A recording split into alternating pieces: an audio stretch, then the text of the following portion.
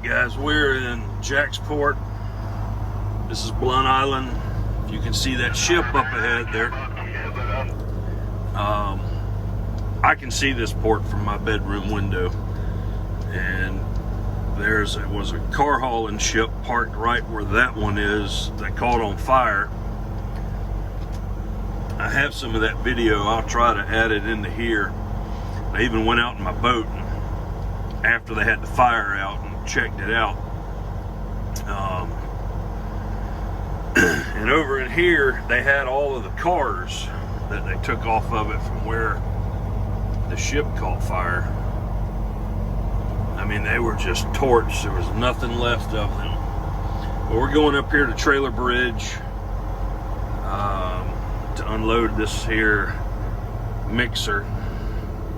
When they told me it was going to Puerto Rico, the first thing that popped out of my mouth was Rico Suave. I'm sure you've heard the song, and if you know who Beavis and Butthead is, you'll get that, right? So that's how I come up with that name, and I always name everything, and that's just what popped out of my mouth.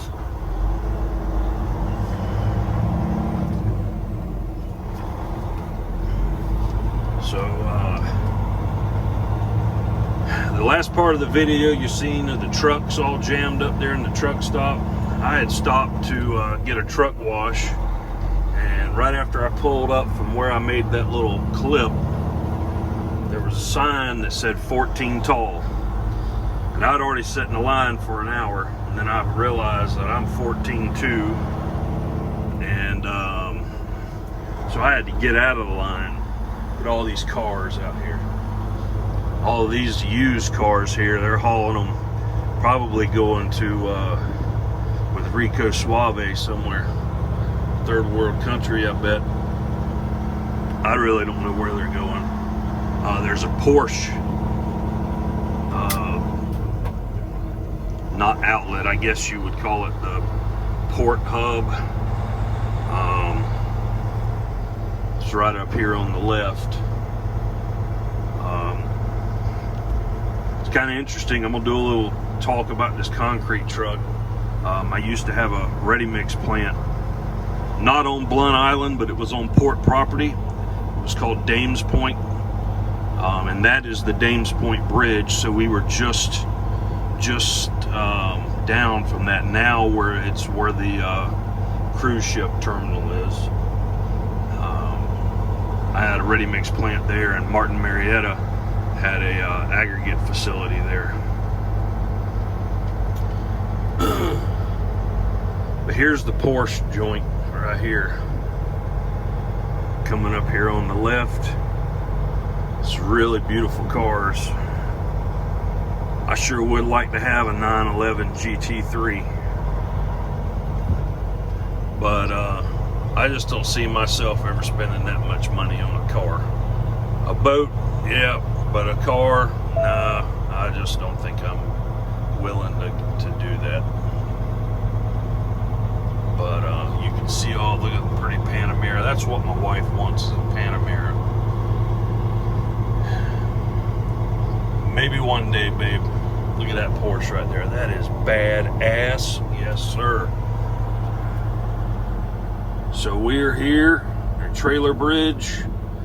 We're gonna get checked in, and then I'll unload and we'll do a little video. Be back. All right, guys, real quick. So this is a 1999 International Paystar. This truck was built. I was still in the ready mix industry when this truck was built. I'm gonna try to do this video. Maybe they won't say nothing. So this is called a FEPTO, front engine power takeoff. And this is the pump right here. As you can see, this here cable in the center, that changes the direction of your hydraulic fluid, which then comes back here. This is a ZF. I believe this is a PK 6500, So this here in the front of the drive, this is a motor, a hydraulic motor, not an engine, a motor. An engine is an internal combustion engine. And then this turns this drum drive right here, and this has a planetary gears in it. It's also got a bearing in it that's called a fag bearing.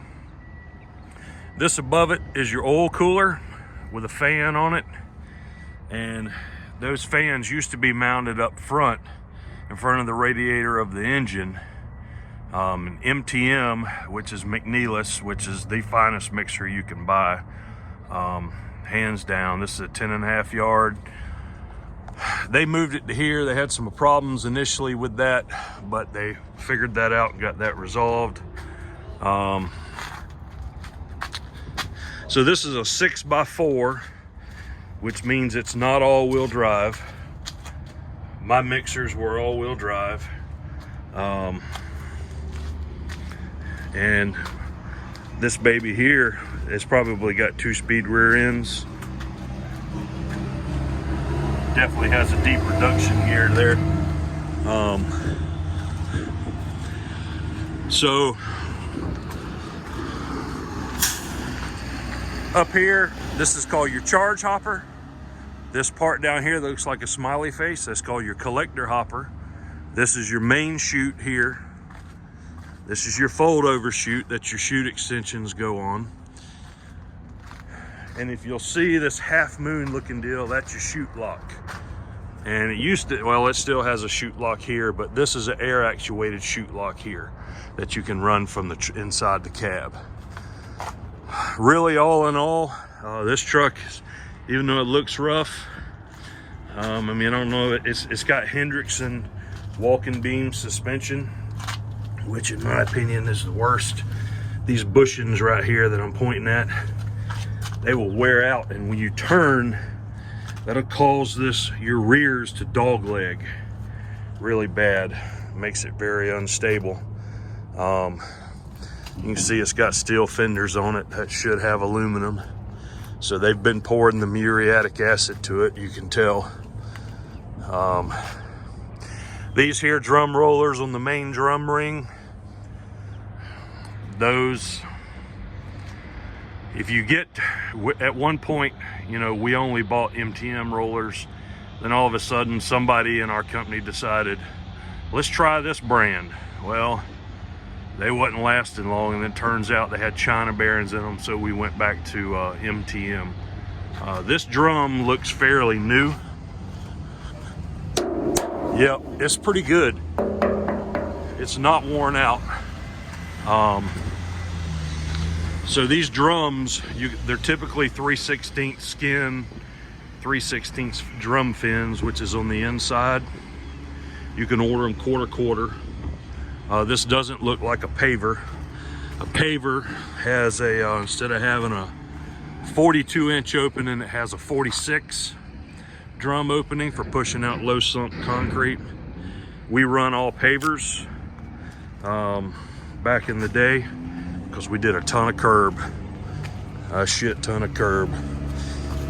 So, you know, standard Bud wheels here, and recaps. Nothing wrong with running recaps on the mixer because technically it's considered an off-road vehicle. We used to run Bandag. This is a lug pattern, but we would run Bandag RTP. We got car hauling ship coming in. Check him out. Y'all see him go there? This dock this is the water. I fish right out here, all the time. Redfish, speckled trout, sheep's head. Anyway, back to the tires. So in Florida, where you're in mostly a sandy environment and some mud, we run what's called an RTP, or a waste hauler rib. So a real quick story about that. I'm sure you've heard me mention the name Billy Skinner. God rest his soul. He said, hey, you need to switch to Michelin caps. That's because where he went to work, right? So we did, and we had our tire guy put 8 new caps on a truck. And what was happening before it get to the job, it would kick the cap and kick the belt package out of the cap and wipe this fender out. And so now you're talking, buy a whole new set of fenders, have them painted, all of that good business, shut the truck down. Michelin ended up buying about $30,000 worth of fenders. They said, well, you're putting too much air in them. I said, okay, you send your guy out and put air in them. And I got in the pickup truck with the Michelin factory rep and Skinner, and we followed one right across that bridge right there. And as that truck come across the bridge, it kicked the cap and kicked the belt package out of it. I said, well, there you go. You put those on, so they're yours. So they figured out their problem, and you know, just a little history. So this is your water tank. This is a 125-gallon water tank. You pressurize it with air. So you fill it up with water. It's got a flapper valve. See if I can get up here, right here. Stick your hose in there, fill it up, and this is your sight gauge, and this tells you how much water you've used. When you get down to here, when you hear it going psh, psh, psh, psh, that means they've used all of your water. So now when you go to wash down, you don't have shit to wash down with. I'll tell you a story about Ben Bristol later on. He's famous for that.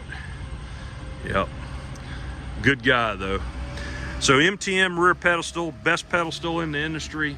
Rex made a good mixer. We had a lot of those. What was good about Rex is their drum drive was their own. It was a Rex 770, and it was a great drum drive. But Rex's welds, they were lap welds. Their rear pedestals rotted out. They mixed concrete well. They were fast, but their ladders sucked. They went out of business. Kind of what I grew up on was Rex. Back in the 80s, you could order a new Mack truck with what they called a Bulldog barrel, which was really just an MTM that they badged Bulldog barrel, and it had a Mack Bulldog on it, but it was an MTM mixer. This is the newer version Paystar than what we had. You can see she's kind of, that's the old famous International clutch pedal. You can see she's typical concrete truck, ragged out inside. The Paystars we had steel fenders here, and the hood opened up like so on each side. But you know, all in all, this truck don't look too bad to be, what, 21, 22 years old. Of course, they got the American flag on there. That's good. Only this truck, for some reason, only has one chute extension. There's room for a second. My trucks had 3 chute extensions. I was the first one in Northeast Florida to use that, and then now they all do that now. But that's it, guys. That's a concrete truck in a nutshell. Oh, there's more chute extensions. They got 3. How about that? This looks like a 425 float, not a 445. It is 425. So what that means is the width is 425 millimeters. So, you know, there's 25.4 millimeters to an inch. A 6x6 truck had 445s. They were wider. You could just carry more weight. And so, you know, this baby really doesn't look all that bad. I've seen worse and run worse. Probably should have, well, well, that's a different story. Anyway, we're chained down to the suspension here. There's 15, 30, 45,000 pounds to tie down. Truck weighs somewhere between, probably, well, depending on how much buildup is in it, we're just gonna call it 30 or 32,000. I didn't get on the scale. My Florida permit's good for 152,000. Georgia, South Carolina, North Carolina, I permitted for 108. So yeah, somebody is gonna have them a nice concrete truck here shortly. They're gonna load it up on these big barges. It'll go up that ramp onto a barge and it'll all be good to go.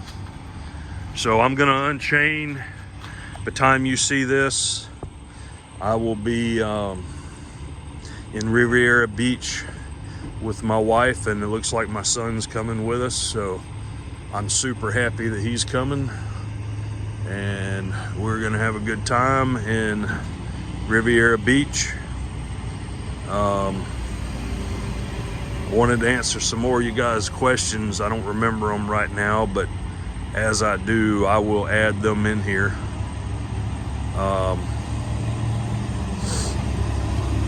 So yeah, that'll be a topic of for another day. So we'll be back. Well, here you go. This is what a concrete truck looks like on the inside. This is your discharge. Push it forward to charge, which is load, and mix. Pull it back to discharge, which is to pour your concrete out. So this seat's got to go back, and it won't. See if it'll start. Oh, come on.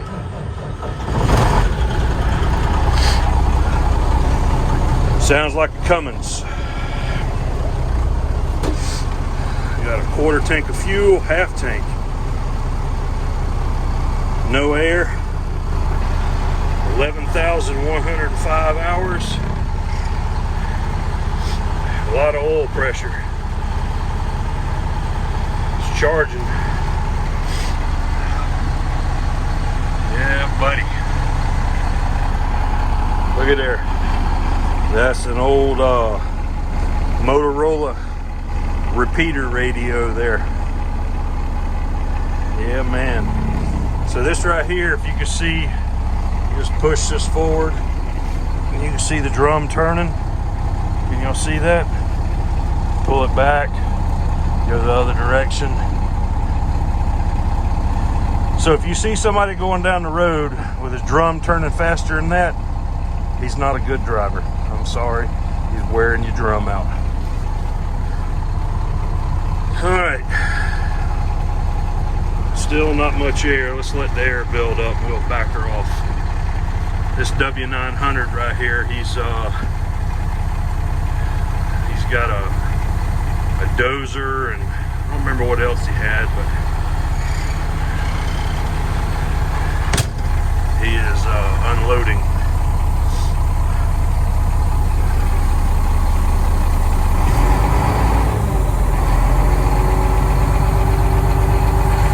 Sounds like a Cummins to me. It could be International made their own piece of shit.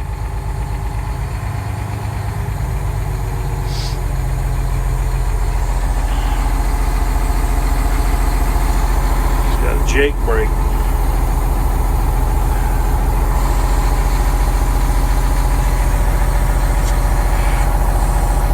Air's starting to come up.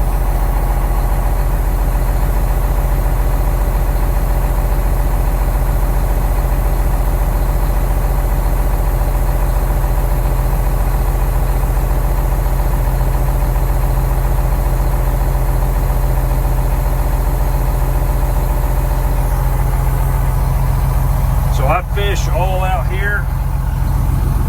That over there is what's called Dane's Point. You can see these shrimp boats here, the tugboats, some more shrimp boats.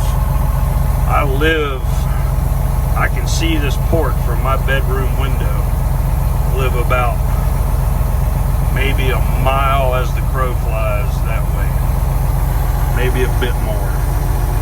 Probably a mile past Blunt Island, I guess. Alright, that should be enough.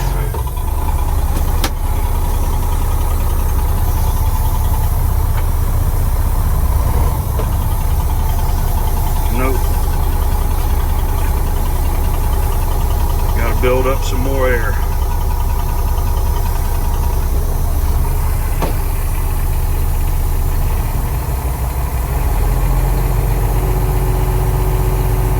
Rico's probably going to have to put him either a new D2 governor on this or a new air compressor.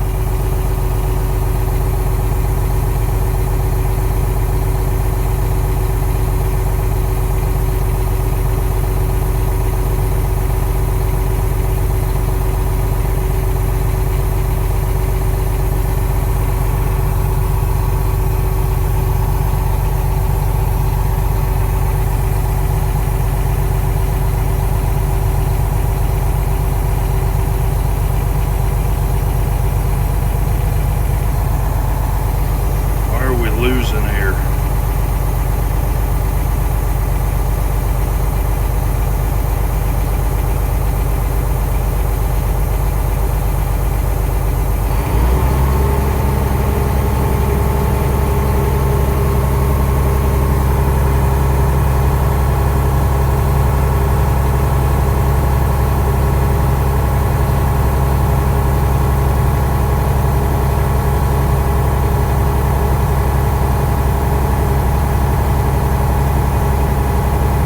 I'll be back, guys, when we get some air. All right, guys, we're unloaded and headed out of Jaxport.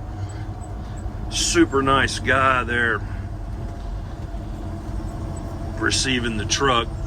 We never could get the brakes to unlock, so the valve was pouring air, so we just had to drag the brakes to come off the trailer, if you will.